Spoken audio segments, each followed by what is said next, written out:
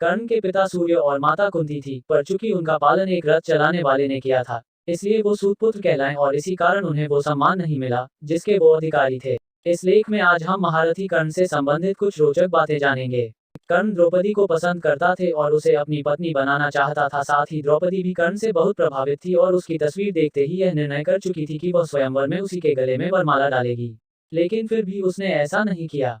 द्रौपदी और कर्ण दोनों एक दूसरे से विवाह करना चाहते थे, लेकिन सूतपुत्र होने की वजह से यह विवाह नहीं हो पाया। नियति ने इन दोनों का विवाह नहीं होने दिया, जिसके परिणामस्वरूप कर्ण पांडवों से नफरत करने लगा। द्रौपदी ने कर्ण के विवाह प्रस्ताव को ठुकरा दिया क्योंकि उसे अपने परिवार के सम्मान को बचाना था। क्या आप जानते हैं द्रौपदी के विवाह प्रस्ताव को ठुकरा देने के बाद कर्ण ने 2 विवाह किए थे?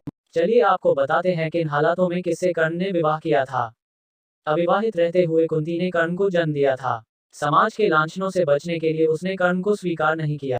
कर्ण का पालन एक रथ चलाने वाले ने किया, जिसकी वजह से कर्ण को सूतपुत्र कहा जाने लगा। कर्ण को गोद लेने वाले उसके पिता आदित्य चाहते थे कि कर्ण विवाह करे।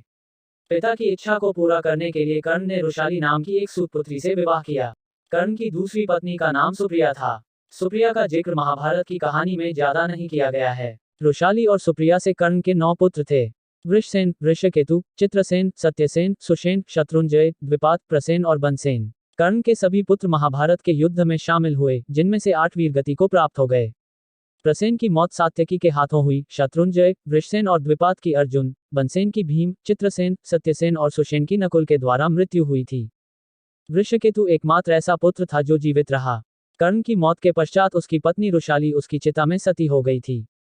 महाभारत के युद्ध के पश्चात जब पांडवों को यह बात पता चली कि कर्ण उन्हीं का ज्येष्ठ था, तब उन्होंने कर्ण के जीवित पुत्र वृषकेतु को इंद्रप्रस्थ की गद्दी सौंपी थी। अर्जुन के संरक्षण में वृषकेतु ने कई युद्ध भी लड़े थे।